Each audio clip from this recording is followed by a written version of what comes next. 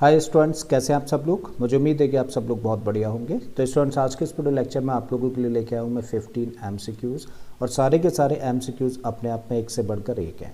तो यकीन मानिए इन एमसीक्यूज़ के थ्रू आप काफ़ी कुछ सीखने जा रहे हैं। तो एक एक एमसीक्यू को बड़े ध्यान से देखिए, समझिए, अपने आप से करिए, ना हो तो सॉल्यूशन देखिए। ठीक है, तो चलिए स्टार्ट करते हैं और आते हैं अपने फर्स्ट क्वेश्चन पर। अब फर्स्ट क्वेश्चन में हम लोगों को दिया है triangle P Q R is similar triangle X Y Z and the perimeters of the triangle P Q R and X Y Z are 30 centimetre and 18 centimetre respectively. If Q R equal to 9 centimetre then find the length of Y Z. तो question में देखिए हम लोगों को यहाँ पर दो similar triangles दे रखे हैं और इन दोनों ट्राइंगल्स के पेरीमीटर्स भी हम लोगों को दिए हुए हैं। पहले का पेरीमीटर है 30 सेंटीमीटर, दूसरे का है 18 सेंटीमीटर। अब इन दोनों ट्राइंगल्स में से एक ट्राइंगल की एक साइड हम लोगों को दे रखी है क्यू आर जिसकी लेंथ है 9 सेंटीमीटर। तब हम लोगों को दूसरे ट्राइंगल की वाई जेड साइड फाइंड करनी है। ठीक है, तो एक चीज़ ज़रा समझिए, कभी भी जब हम लोगों को सिमिलर ट्राइंगल्स दिए जाते हैं तो दो सिमिलर ट्राइंगल्स की जो करस्पॉन्डिंग साइड्स होती हैं वो कैसी होती हैं, प्रोपोर्शनल।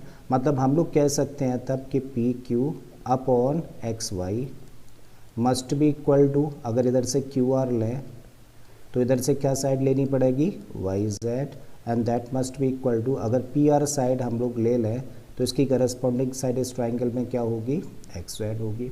ठीक है, तो ये है क्या, करस्पॉन्डिंग साइड्स और उनका रेशियो। और करस्पॉन्डिंग साइड्स का जो रेशियो होता है वो कैसा होता है, इक्वल होता है सिमिलर ट्राइंगल्स में। और यही रेशियो किसके इक्वल होता है, दोनों सिमिलर ट्राइंगल्स के पेरीमीटर्स के रेशियो के बराबर। करेक्ट है, तो इसको हम लोग कुछ इस तरीके से लिख सकते हैं। अब पहले ट्राइंगल का पेरीमीटर कितना है 30, तो यहाँ पे रख सकते हैं 30 अपॉन दूसरे ट्राइंगल का पेरीमीटर है 18। ये किसके बराबर होना चाहिए, देखिए इस तक कौन सी साइड दे रखी है, क्यू आर दे रखी है ना, तो ये रिलेशन उठा लीजिए भाई, सारे के सारे आपस में इक्वल हैं तो ये दोनों भी आपस में इक्वल होंगे ना। तो Q R upon Y Z किसके इक्वल होना चाहिए, 30 अपॉन 18 के इक्वल होना चाहिए। तो क्यू आर की तो लेंथ हम लोगों के पास में है 9 और वाई जेड हम लोगों को फाइंड करना है। अब क्या करें, इसको सिंप्लीफाई करते हैं। 6 से कैंसिल कर दो, 6 से 5 टाइम्स, 6 से 3 टाइम्स। ठीक है, क्रॉस मल्टीप्लाई कर दें तो 5y जेड इक्वल टू कितना आ गया 27। मतलब y जेड इक्वल टू तब कितना हो जाएगा 27 अपॉन 5। इसको कैंसिल करोगे तो 5.4 सेंटीमीटर निकल आती है लेंथ। तो कौन सा ऑप्शन, बी ऑप्शन करेक्ट हो जाता है। अब नेक्स्ट क्वेश्चन में हम लोगों को बोला है the zeros of the polynomial this are. तो यहाँ पे देखिए हम लोगों को किस तरीके का पॉलिनोमियल दे रखा है, क्वाड्रेटिक पॉलिनोमियल, और हम लोगों से पूछ रहा है क्वेश्चन कि इसके जीरोस क्या होंगे। ये हम लोगों के सामने ऑप्शन है। भाई किसी भी पॉलिनोमियल के हम लोगों को जीरोस फाइंड करने होते हैं तो क्या करते हैं, उस पॉलिनोमियल को इक्वेट करते हैं हम लोग जीरो के साथ में। अब हम लोगों के सामने इस तरीके से देखिए कि इक्वेशन तैयार हो गई और इस इक्वेशन में इस टर्म में हम लोग देखें तो डिनोमिनेटर क्या है, 6 है। जब किसी भी इक्वेशन में एक डिनोमिनेटर हो तो क्या करो, उस डिनोमिनेटर से इक्वेशन की दोनों साइड्स को मल्टीप्लाई कर दो। अगर एक से ज़्यादा है तो दोनों का एलसीएम लेके मल्टीप्लाई कर दो। तो यहाँ तो एक ही डिनोमिनेटर है ना, ठीक है, तो 6 से दोनों साइड्स में मल्टीप्लाई कर रहा है। जब इस टर्म को 6 से मल्टीप्लाई करेंगे तो ये बन जाएगा 6x²। इस टर्म को करेंगे तो ये बन जाएगा प्लस का x, और इस टर्म को करेंगे तो ये बन गया माइनस का 12 and this equal to 0। ax² plus bx plus c जैसी सिचुएशन है, करेक्ट है। और जब ऐसी फॉर्म होती है तो मिडिल टर्म को स्प्लिट कर देते हैं। उसके लिए क्या कर रहे हैं हम लोग, कोफिशिएंट ऑफ x² और कांस्टेंट टर्म का मल्टीप्लाई करेंगे तो प्रोडक्ट निकलेगा माइनस का 72। तो दो ऐसे नंबर्स जिनका कि प्रोडक्ट माइनस का 72 हो और सम क्या हो, 1 हो। x का कोफिशिएंट यहाँ पे 1 है, तो भाई ऐसे नंबर्स क्या हो जाते हैं, 9 और माइनस का 8 रख देते हैं। तो इसकी जगह पे रखे हम लोग 6x², तो ऐसे ही रखा। यहाँ पे हम लोगों ने मिडिल टर्म को स्प्लिट करके क्या रख दिया, 9x और माइनस का 8x माइनस का 12 एंड दिस इक्वल टू 0। अब इन दो टर्म्स में क्या कॉमन है, इन दो टर्म्स में कॉमन है 3x। जब यहाँ से 3x कॉमन लिया तो यहाँ से क्या बचा है 2x, प्लस का साइन रखिए, और यहाँ पे क्या रहने वाला है तब 3, ठीक है, माइनस का साइन रखिए। इन दो टर्म्स में क्या कॉमन है, इन दो टर्म्स में 4 कॉमन है। जब 4 कॉमन लिया तो यहाँ से बचा 2x और इस माइनस की वजह से प्लस हो जाना है, और यहाँ पे रहा 3 एंड दिस इक्वल टू 0। अब क्या कॉमन है अगेन, इन दो टर्म्स में देखें तो 2x प्लस 3, तो 2x प्लस 3 हम लोगों ने कॉमन लिया। तब दूसरे ब्रैकेट में क्या रहने वाला है, 3x minus 4 and this equal to 0। अब दो एक्सप्रेशंस का प्रोडक्ट 0 है, ये तभी पॉसिबल है जब दोनों में से एक 0 हो, या तो ये 0 है, अगर ये 0 है तो इसको लिखेंगे 2x प्लस 3 इक्वल टू 0, या फिर ये एक्सप्रेशन 0 है तो 3x माइनस 4 इक्वल टू 0 के इक्वल होना चाहिए। तो यहाँ से x की वैल्यू क्या निकल के आती है, देखिए 2x निकलता है -3, तो x निकलेगा -3/2 और यहाँ से x की वैल्यू क्या निकलेगी, 3x निकला +4 और x इक्वल टू बन गया 4/3 है कहीं ऑप्शन में, x इक्वल टू -3/2 और 4/3, तो देखिए ऑप्शन सी करेक्ट हो जाता है इस तरीके से। अब थर्ड क्वेश्चन में हम लोगों को दिया है the graphical representation of the equations this and this gives a pair of what kind of presentation. तो भाई हम लोगों को यहाँ पर दो इक्वेशंस दे रखी हैं और बोला गया है कि ग्राफिकली इक्वेशंस एक दूसरे के पैरेलल होंगी, कोइंसिडेंट होंगी या फिर इंटरसेक्ट करेंगी। तो ये चीज़ हम लोग कैसे पता लगाते हैं, अगर हम लोगों को दो इक्वेशंस दे दी जाती हैं तो सबसे पहले तो हम लोग क्या करते हैं, दी गई इक्वेशंस को स्टैंडर्ड फॉर्म में रखते हैं। और स्टैंडर्ड फॉर्म में रखने का मतलब क्या होता है, ax + by + c equal to 0 जैसी फॉर्म में रखते हैं, करेक्ट है। तो इसको रखिए स्टैंडर्ड फॉर्म में, 3 को करिए इधर ट्रांसपोज, जब 3 को इधर ट्रांसपोज करेंगे तो माइनस का हो जाना है दिस इक्वल टू 0 और ये तो ऑलरेडी स्टैंडर्ड फॉर्म में है। फिर उसके बाद हम लोग क्या करते हैं, हम लोग निकालते हैं रेशियो किस किस का, a1 और a2 का, साथ में b1 और b2 का, और इसके अलावा c1 और c2 का रेशियो। a1 और a2 क्या होते हैं, फर्स्ट इक्वेशन में x का कोफिशिएंट होता है a1 और दूसरी इक्वेशन में x का कोफिशिएंट होता है a2। निकालते हैं रेशियो, यहाँ पे x का कोफिशिएंट क्या है, कुछ नहीं का मतलब 1 अपॉन यहाँ पे क्या दिख रहा है 2, तो इसका मतलब a1 अपॉन a2 की वैल्यू 1/2 है। बिल्कुल इसी तरीके से b1 अपॉन b2 निकालें, b का मतलब होता है y का कोफिशिएंट, ठीक है। तो फर्स्ट इक्वेशन में है 2 जबकि सेकंड इक्वेशन में y का कोफिशिएंट है 4 और इसको कैंसिल कर दें तो क्या मिल गया हम लोगों को 1/2। अब कांस्टेंट टर्म्स का रेशियो निकालें, तो भाई यहाँ पे कांस्टेंट टर्म क्या है -3 और यहाँ पे कांस्टेंट टर्म क्या है +7, करेक्ट है। तो हम लोग क्या ऑब्जर्व कर रहे हैं, हम लोग ऑब्जर्व कर रहे हैं कि a1 अपॉन a2 की वैल्यू कितनी है 1/2, b1 अपॉन b2 की भी वैल्यू कितनी है 1/2, लेकिन c1 अपॉन c2 की वैल्यू डिफरेंट है। और कभी भी जब इस तरह की सिचुएशन हो जहाँ पे a1 और a2 का रेशियो b1 और b2 के रेशियो के बराबर हो लेकिन कांस्टेंट टर्म्स के रेशियो के इक्वल ना हो, तो एक ऐसी सिचुएशन होती है, ये होती है पैरेलल लाइंस की, करेक्ट है। इसका मतलब कौन सा ऑप्शन करेक्ट हो जाएगा, ऑप्शन ए करेक्ट हो जाएगा। अब आते हैं फोर्थ क्वेश्चन पर और ये क्वेश्चन अपने आप में बहुत ही इंपॉर्टेंट है, तो इसको बड़े ध्यान से समझो। इसमें दिया है हम लोगों को the number of quadratic equations having real roots and which do not change by squaring their roots is. तो क्वेश्चन में बोला है कि ऐसी कितनी क्वाड्रेटिक इक्वेशंस पॉसिबल हैं जिनके के रूट्स कैसे हो, पहली कंडीशन क्या है, रूट्स कैसे हो, रियल हों, और जिनके रूट्स का स्क्वायर कर देने से वो इक्वेशंस चेंज ना होती हो, ठीक है। तो क्वेश्चन समझ आ गया है भाई, हम लोगों को क्वाड्रेटिक इक्वेशंस बतानी है कि ऐसी कितनी क्वाड्रेटिक इक्वेशंस पॉसिबल हैं जिनके रूट्स रियल हों और उन रूट्स को अगर स्क्वायर कर दिया जाए तो क्वाड्रेटिक इक्वेशंस चेंज ना हो। मान लीजिए एक रूट अल्फ़ा है और दूसरा रूट बीटा है, क्वाड्रेटिक इक्वेशन है तो दो रूट्स होंगे, बात यहाँ तक समझ आती है। अब बताएंगे जरा कि ऐसे कौन कौन से नंबर्स हैं जिनका कि स्क्वायर कर देने से नंबर चेंज ना हो। तो भाई एक नंबर समझ आता है हम लोगों को 1, तो 1 का स्क्वायर कर देने से देखिए हम लोगों को 1 ही मिलता है ना, मतलब कोई फ़र्क नहीं पड़ेगा। ऐसे ही एक और नंबर है क्या 0, अगर 0 का स्क्वायर कर देंगे तो भी हमें क्या मिलने वाला है, वही नंबर यानी कि 0। इसका मतलब ऐसे दो ही नंबर्स पॉसिबल हैं जिनका कि स्क्वायर कर देने से हम लोगों को वही नंबर मिलता है। और अगर ये दो ही नंबर्स पॉसिबल हैं तो इनके कितने कॉम्बिनेशंस बन सकते हैं, ऐसा हो सकता है कि भाई अल्फ़ा और बीटा जो दोनों रूट्स हैं, हो सकता है कि दोनों रूट्स ही क्या हों, 1 और 1 हों, ठीक है। ये हो गई फर्स्ट सिचुएशन। या फिर ऐसा भी हो सकता है कि एक रूट दोनों में से 1 हो और दूसरा रूट क्या हो, 0 हो, ये हो सकता है केस नंबर 2। और या फिर ऐसा हो सकता है कि उस क्वाड्रेटिक इक्वेशन के जो दोनों ही रूट्स हैं वो क्या हों, 0 और 0 हों, तो ये बन जाता है केस नंबर 3।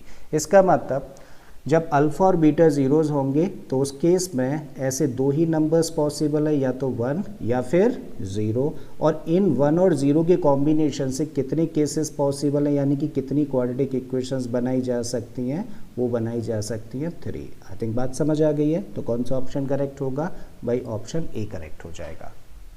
अब अगले क्वेश्चन में हम लोगों को दिया है if n equal to this, यानी कि n का हम लोगों को फैक्टराइजेशन दे रखा है, then the number of consecutive zeros, तो क्या निकालना है, number of consecutive zeros at the end in n where n is a natural number. तो भाई n कोई भी नेचुरल नंबर है और इसका प्राइम फैक्टराइजेशन हम लोगों को दे रखा है और हम लोगों को पता लगाना है कि इसमें कितने कंसेक्यूटिव जीरोस होंगे।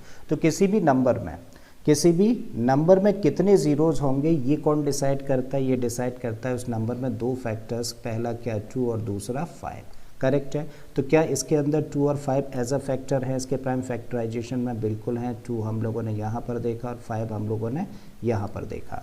और 2 और 5 में भी क्या मैटर करता है कि भैया इसके कितने पेयर बन जाएंगे 2 और 5 के उस नंबर के प्राइम फैक्टराइजेशन में। अब ये कैसे पता लगाते हैं, देखिए यहाँ पे 2 की पावर 3 है और यहाँ पे 5 की पावर 4 है, तो पेयर कितने बनेंगे 2 और 5 के, जो पावर छोटी होती है इन दोनों में। यहाँ पे 2 की पावर 3 है और 5 की पावर यहाँ पे 4 है, तो पेयर कितने बनेंगे, जो भी छोटी पावर होगी, यानी कि 3 पेयर बनेंगे। और अगर 3 पेयर बनेंगे तो लास्ट में कितने ज़ीरोज़ आएंगे, कंसेक्यूटिव ज़ीरोज़, 3 कंसेक्यूटिव ज़ीरोज़ मिलने वाले हैं। तो कौन सा ऑप्शन करेक्ट होगा यहाँ पे, ऑप्शन बी करेक्ट हो जाएगा।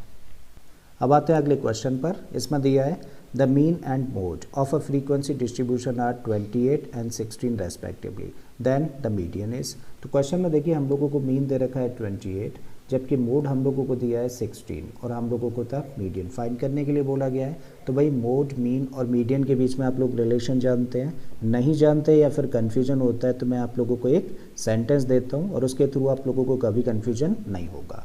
और वो सेंटेंस है मॉम give me medicines, ठीक है। तो भाई मॉम गिव मी मेडिसिन्स, यहाँ पे आपने देखा क्या, एमओ, एमओ का मतलब होता है मोड, ठीक है।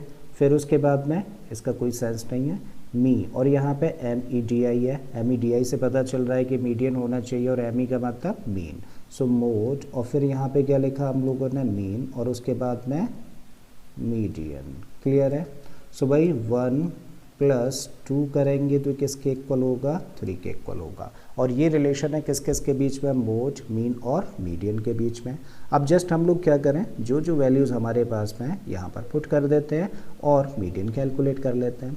तो क्या है 1 मोड, और मोड हम लोगों को कितना दिया है, मोड हम लोगों को दे रखा है 16, तो यहाँ पे रखे हैं हम लोग 16 + 2 इंटू मीन होना चाहिए, और मीन हम लोगों को दिया है कितना 28, तो यहाँ पे रखो 28, this equal to 3 into median, correct है। अब 16 ऐसे ही रखिए, 2 और 28 का मल्टीप्लाई करेंगे तो बन जाएगा 56, and this equal to 3 into median. I think बात यहाँ तक समझ आती है। दोनों को प्लस कर दें तो कितना बन गया 72 इक्वल टू 3 मीडियन, और अब हम लोगों को मीडियन चाहिए तो 3 को ट्रांसपोज कर दो। So median equal to what 72/3, और जब इसको डिवाइड करोगे तो क्या मिलेगा 24। तो है कहीं ऑप्शन में 24, यस, ऑप्शन बी करेक्ट हो जाता है इस तरीके से। अब 7th क्वेश्चन में हम लोगों को दिया है in a cyclic quadrilateral ABCD it is being given that angle A equal to this, B equal to this and C equal to this. वहीं एंगल D का मेजरमेंट ये दिया है, तब हम लोगों को एंगल B का मेजरमेंट फाइंड करना है। तो भाई हम लोगों को क्वेश्चन में ABCD कैसा क्वाड्रिलेटरल दे रखा है, साइक्लिक क्वाड्रिलेटरल। और अगर ये साइक्लिक क्वाड्रिलेटरल है तो साइक्लिक क्वाड्रिलेटरल की तो प्रॉपर्टी हम लोग जानते हैं ना, क्या प्रॉपर्टी होती है भाई, उस क्वाड्रिलेटरल में अपोजिट जो एंगल्स होते हैं उनका सम 180 डिग्री होता है। तो इसका मतलब एंगल A और एंगल C क्योंकि अपोजिट एंगल्स होंगे तो इन दोनों के मेजरमेंट का सम कितना होना चाहिए 180। बिल्कुल इसी तरीके से एंगल B और एंगल D कैसे हैं, अपोजिट एंगल्स हैं, तो इन दोनों के मेजरमेंट्स का भी सम कितना होगा 180 डिग्री। चलिए पहले आते हैं एंगल A और C को प्लस करने के लिए, इसको और इसको प्लस करें तो x और x कितना हो गया, ये बन जाएगा 2x। बिल्कुल ऐसे ही y और y कितना हो गया, ये बन गया 2y। 10 और -30 कितना हो जाएगा -20, और ये किसके इक्वल होना चाहिए 180 डिग्री के। 20 को करते हैं तो ट्रांसपोज, तो क्या मिलेगा 2x + 2y इक्वल टू 180 + 20 हो जाएगा। तो ये मिला हम लोगों को 2x + 2y इक्वल टू 180 और 20 कितना हो गया 200। अब 2 एक कॉमन फैक्टर है तो दोनों साइड्स को 2 से डिवाइड कर रहे हैं। जब इसको डिवाइड करेंगे तो मिलेगा x, इस टर्म को डिवाइड करेंगे तो y, और इस टर्म को डिवाइड किया तो मिला 100। पहली इक्वेशन बन जाती है इस तरीके से।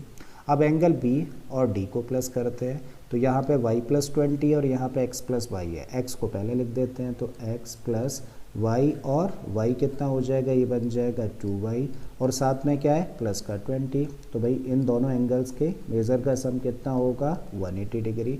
अब 20 को भेज दें इधर तो x + 2y इक्वल टू 180 - 20, और 180 में से जब 20 को माइनस कर देंगे तो क्या मिलेगा 160, दूसरी इक्वेशन मान लेते हैं।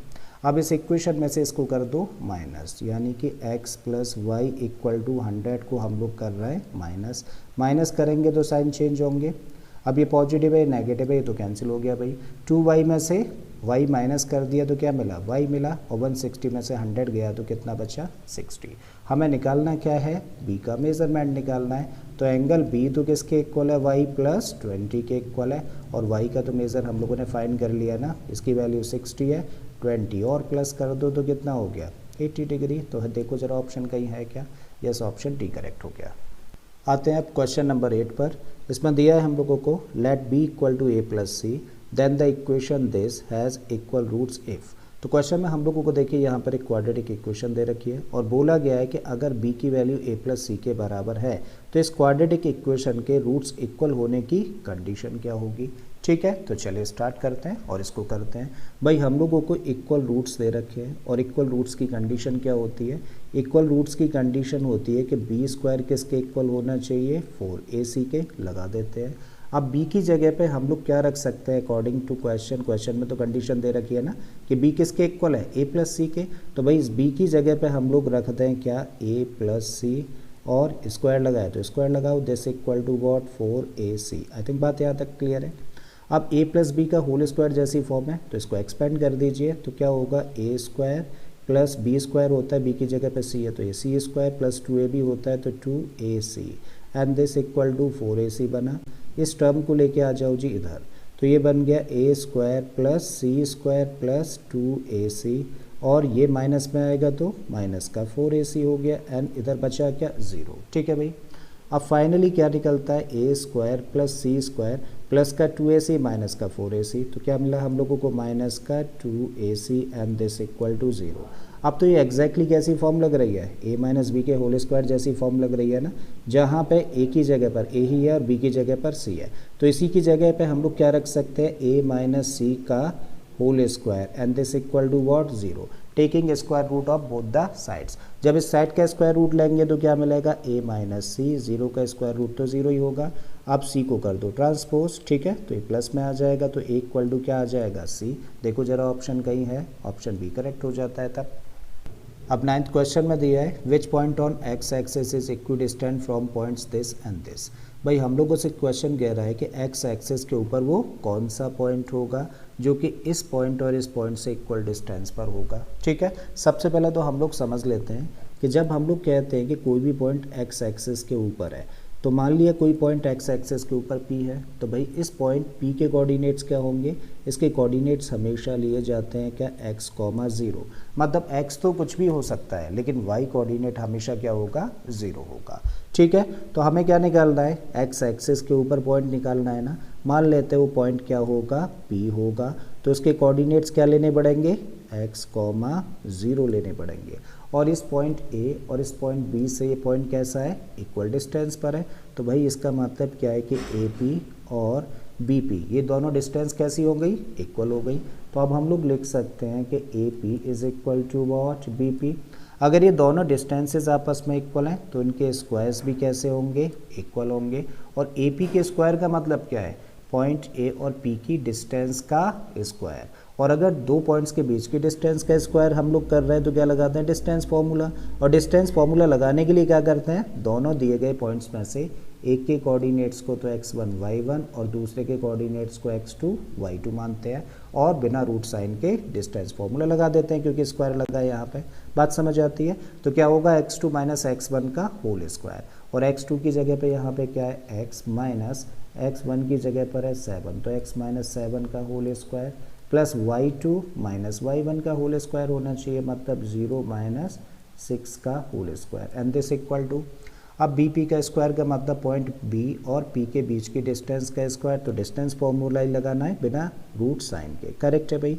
x2 y2 इसको रहने दो और इसके कोऑर्डिनेट्स को मान लो x1 y1, तो x2 माइनस x1 क्या हो जाएगा, x, और माइनस माइनस क्या हो जाएगा, प्लस, तो x प्लस 3 का होल स्क्वायर बन गया।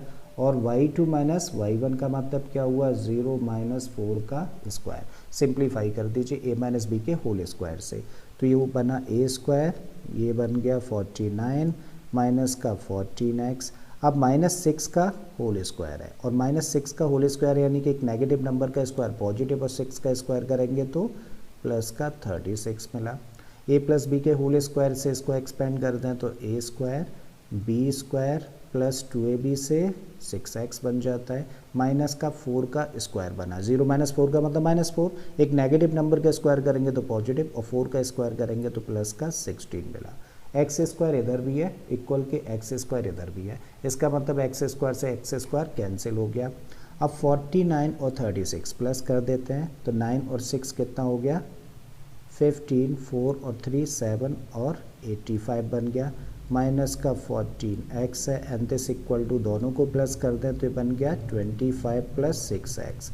वेरिएबल्स एक तरफ, कांस्टेंट दूसरी तरफ लेके जा रहे हैं, तो भाई 85 minus 25 equal to what 6x plus 14x, और जब इसमें से इसको माइनस करेंगे तो क्या मिलेगा हम लोगों को 60, तो 60 इक्वल टू दोनों को प्लस कर दें तो ये बन गया 20x, और x इक्वल टू 60/20 का मतलब 3, यानी कि x की वैल्यू क्या निकल के आ जाती है 3। तो भाई इस पॉइंट के कोऑर्डिनेट्स क्या होंगे 3,0 होंगे। है कहीं ऑप्शन में, ऑप्शन डी करेक्ट हो जाएगा।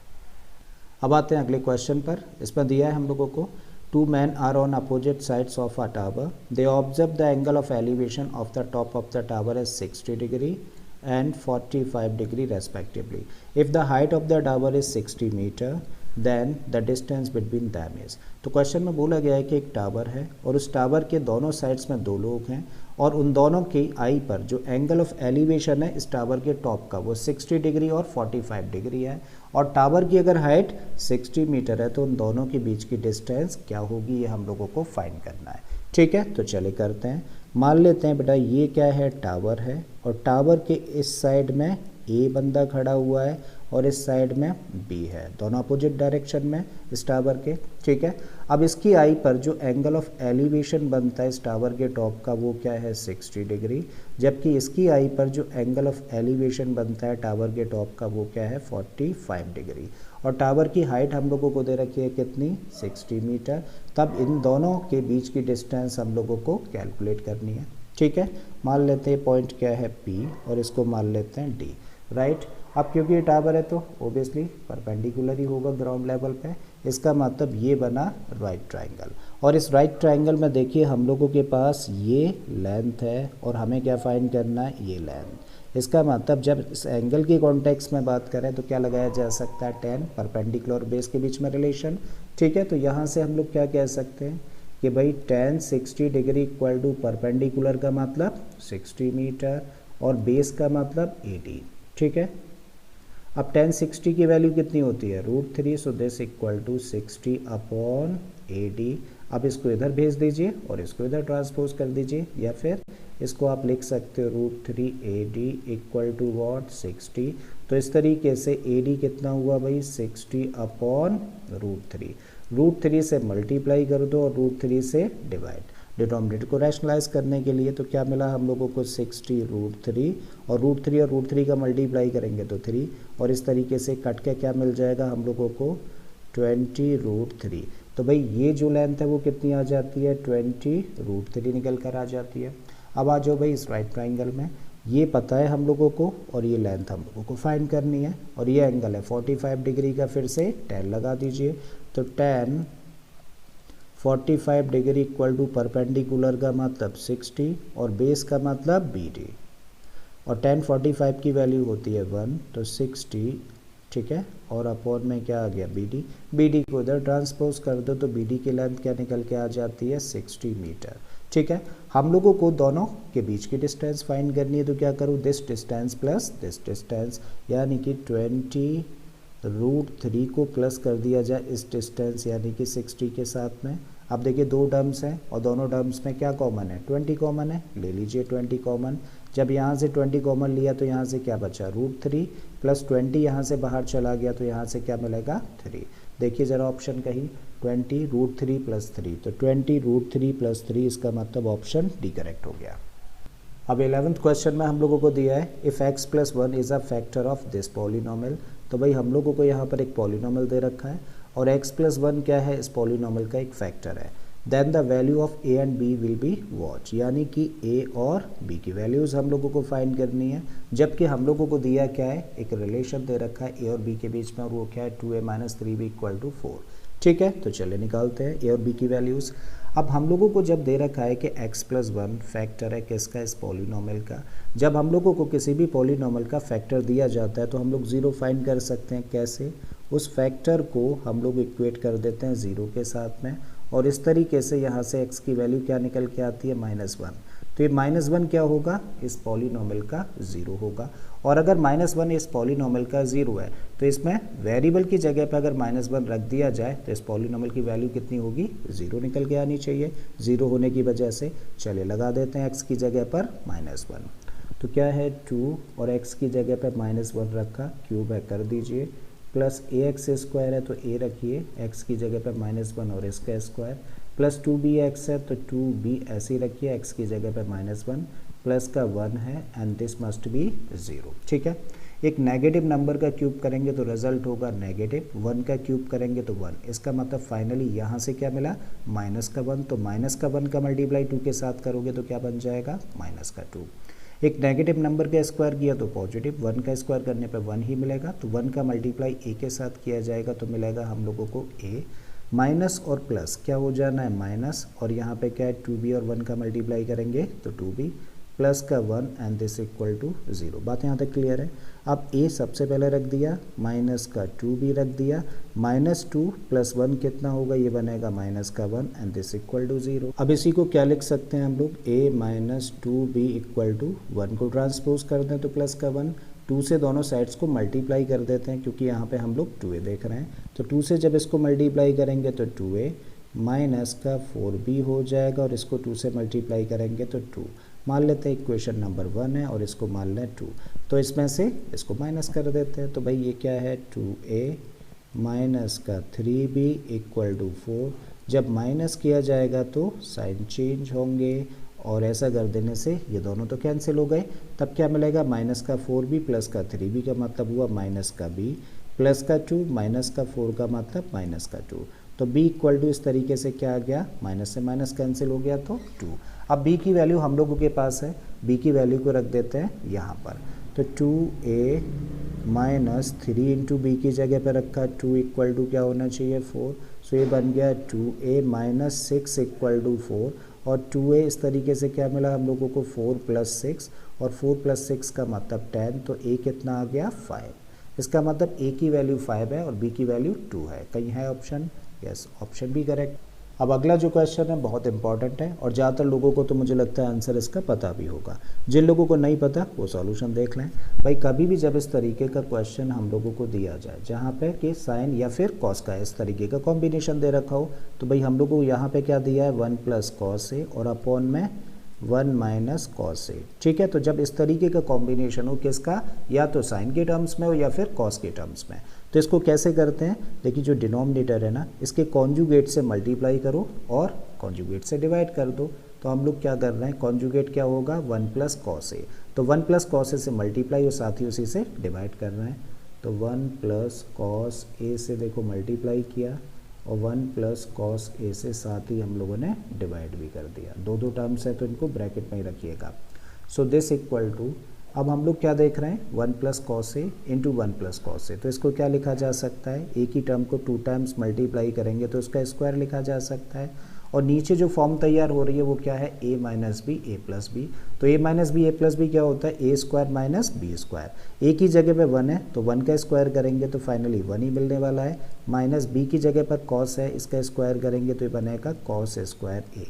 सो दिस इक्वल टू, एक बार फिर से लिखें 1 + cos A और इसका होल स्क्वायर, और नीचे जो फॉर्म है 1 - cos² A, तो 1 - cos² A की जगह पे क्या रखा जा सकता है, इसकी जगह पे रख सकते हैं हम लोग sin²। So this equal to 1 + cos A का होल स्क्वायर है, और जब इसका स्क्वायर रूट लेंगे तो क्या होगा, ये स्क्वायर हट जाएगा, कैंसिल हो जाएगा रूट से, तो फाइनली निकल के क्या आएगा 1 + cos A, और नीचे क्या है sin² A, जब इसका स्क्वायर रूट लेंगे तो स्क्वायर से रूट कैंसिल हो जाएगा, तब नीचे बचेगा sin A। I think clear है यहाँ तक। अब हम लोग जानते हैं कि a + b/2 होता है, तो इसको ब्रेक करके यानी कि स्प्लिट करके लिखते हैं a/2 प्लस b/2, यही रूल यहाँ पे लगा देते हैं। तो इसको लिख सकते हैं 1/sin a, फिर प्लस का साइन है, क्या लिखें, cos a/sin a। अब 1/sin a क्या होता है, ये होता है cosec a, plus cos a/sin a क्या होता है, ये होता है cot a। ठीक है, जरा देखो option, so option c correct हो जाता है, cosec a plus cot a। अब अगले क्वेश्चन में दिया है हम लोगों को, in the given figure P and P B are tangents to the given circle such that P equal to 5 centimetre and angle A P B equal to 60 degree, then the length of chord A B is. तो question में देखिए यहाँ पर एक figure दे रखी है और इस फिगर में एक सर्कल दे रखा है। सर्कल के बाहर एक पॉइंट है पी, जिससे कि सर्कल के ऊपर दो टेंजेंट्स ड्रॉ करी जाती हैं, पी ए और पी बी। अब बोला गया है कि इन दोनों टेंजेंट्स के बीच में जो एंगल है 60 डिग्री का है और पी ए की लेंथ अगर 5 सेंटीमीटर है तो उस केस में ए बी कॉर्ड की लेंथ क्या होगी। अब क्योंकि P क्या है, एक एक्सटर्नल पॉइंट है और एक्सटर्नल पॉइंट से सर्कल के ऊपर दो टेंजेंट्स ड्रॉ करिए, तो अगर 5 सेंटीमीटर ये है तो ये भी कितना होगा, 5 सेंटीमीटर होगा। बात समझ आती है। और अगर ये 5 और ये 5 यानी कि दोनों ये साइड्स इक्वल है इस ट्राइंगल के केस में, तो भाई इन दोनों साइड्स के अपोजिट जो एंगल्स होंगे वो भी कैसे होंगे, इक्वल। अगर इसको माने x तो ये भी क्या होगा, x होगा। अब x प्लस 60 कितना होना चाहिए, x प्लस 60 होना चाहिए 180। ठीक है, यानी कि 2x प्लस 60 हो गया 180 डिग्री का। तो 2x कितना हो गया, 60 को ट्रांसपोज कर दें 120, तो x कितना निकला 60 डिग्री। क्लियर। अगर ये एंगल 60 डिग्री का है तो ये भी कितना हुआ 60 डिग्री का, दोनों x है और तीनों ही एंगल्स अब 60 डिग्री के हैं, तो भाई कैसा ट्राइंगल हुआ, इक्विलेटरल। तो अगर ये 5 सेंटीमीटर है तो ये भी कितना होगा, 5 सेंटीमीटर होगा। तो कौन सा ऑप्शन करेक्ट है, बी ऑप्शन करेक्ट हो जाता है। अब आते हैं अगले क्वेश्चन पर। इसमें दिया है हम लोगों को, if tan theta equal to m/n then find the value of this expression. तो क्वेश्चन में हम लोगों को tan थीटा की वैल्यू दे रखी है और हम लोगों को एक एक्सप्रेशन की वैल्यू निकालनी है। और इस एक्सप्रेशन को जब हम लोग देखें तो इस एक्सप्रेशन में जो टिग्नोमेट्रिक रेशियोज़ हैं वो साइन और कॉस हैं सिर्फ। तो भाई यहाँ पे हम लोगों को tan थीटा की वैल्यू दे रखी है, तो ज़रा बताएंगे tan को साइन और कॉस के टर्म्स में क्या लिख सकते हैं। इसको लिख सकते हैं हम लोग sine theta upon cos theta. तो ज़रा बताओ नीचे क्या है, नीचे है कॉस थीटा। तो ऐसे केस में हम लोग क्या करते हैं, कॉस थीटा क्योंकि नीचे है ना, तो कॉस थीटा से न्यूमरेटर और डिनोमिनेटर दोनों को डिवाइड कर दीजिए। तो जब हम लोग इस टर्म को कॉस थीटा से डिवाइड करें तो m साइन थीटा, तो sine theta upon cos theta क्या बन जाएगा, ये बन जाएगा tan थीटा और साथ में रहेगा m। तो इसको हम लोग लिख सकते हैं m tan थीटा, फिर माइनस का n है एज इट इज़ रख दीजिए। कॉस थीटा को कॉस थीटा से डिवाइड करेंगे तो 1 आएगा और 1 इंटू एन का मतलब n ही रहने वाला है। बिल्कुल ऐसे ही नीचे क्या हो जाएगा, जब इस टर्म को हम लोग डिवाइड करें कॉस थीटा से तब ये बन जाएगा m tan थीटा, और इस टर्म को हम लोग डिवाइड करेंगे कॉस थीटा से तो कॉस से कॉस कैंसिल हो जाएगा, तो इससे प्लस का n रह जाना है। क्लियर है यहाँ तक। अब देखो tan थीटा की तो वैल्यू है ना m/n, जस्ट पुट कर देते हैं। तो m तो एज इट इज़ रखिए और यहाँ पे हम लोगों ने रख दिया क्या, m/n, माइनस का n एज इट इज़ रखा, अपॉन में आ जाइए m ऐसे ही रखा, tan थीटा की जगह पे m/n और प्लस का n यहाँ से उठा के रख दिया। So this equal to m और m का मल्टीप्लाई किया तो बन गया m², अपॉन में क्या आ गया n, माइनस का n। बिल्कुल इसी तरीके से नीचे आ जाएगा m²/n प्लस का n। अब इसको कर देते हैं सिंप्लीफाई, डिनोमिनेटर क्या है यहाँ पे n, तो इसका मल्टीप्लाई करेंगे n के साथ में, तब हमें क्या मिलेगा m², माइनस का साइन है ना, तो माइनस का साइन लगाया n² और अपॉन में क्या आ गया n। अपॉन में इसको भी सिंप्लीफाई करें तो n का मल्टीप्लाई इसके साथ करेंगे तो m² प्लस n² और अपॉन n। अब देखिए ये भी डिनोमिनेटर है, ये भी डिनोमिनेटर है, ऊपर वाली फ्रैक्शन का ये नीचे वाली फ्रैक्शन का। सो डिनोमिनेटर से डिनोमिनेटर कैंसिल हो गया तो क्या बचा, ऊपर से तो हम लोगों को मिला m² माइनस n² और नीचे हम लोगों को मिलता है m² प्लस n²। है कहीं ऑप्शन में, यस ये रहा m², नहीं m² माइनस n² ना, ये वाला है, सॉरी ये नहीं ये वाला, m² माइनस n² और m² प्लस n², तो ऑप्शन ए करेक्ट है। अब आ जाते हैं आज के लास्ट क्वेश्चन पर। इसमें दिया है हम लोगों को, if tan theta plus cot theta equal to 5 then what is the value of tan square theta plus cot square theta. तो क्वेश्चन में देखिए हम लोगों को यहाँ पर एक इक्वेशन दे रखी है और इस इक्वेशन के बेसिस पर हम लोगों को इस एक्सप्रेशन की वैल्यू फाइंड करनी है। ठीक है, तो बड़ा सिंपल सा क्वेश्चन है। यहाँ पे टेन थीटा और कॉट थीटा है, जबकि यहाँ पे इस एक्सप्रेशन में ये स्क्वायर्ड फॉर्म में है।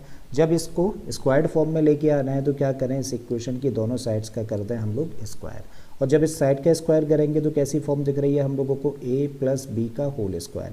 और a प्लस बी का होल स्क्वायर का एक्सपेंशन कैसी फॉर्म का होता है, a square plus b square plus 2ab जैसी फॉर्म का। चलिए कर देते हैं, तो a स्क्वायर होना चाहिए यानी कि tan स्क्वायर थीटा बना, फिर b स्क्वायर यानी कि cot square theta plus 2ab यानी कि 2 tan थीटा इनटू में cot theta, and this equal to इस साइड में 5 का स्क्वायर है तो ये क्या बन जाएगा 25। अब tan square theta plus cot square theta, चलो ऐसे ही लिख देते हैं इसको, tan square theta plus cot square theta plus 2 into tan theta cot theta. देखो tan और कॉट दोनों एक दूसरे के रेसिप्रोकल होते हैं, तो चाहे तो ये कैंसिल कैसे होते हैं ज़रा समझ लो। चलिए, तो 2 tan थीटा ऐसे ही रखा, और इस कॉट थीटा की जगह पे क्या रख सकते हो, 1/tan theta, and this equal to 25।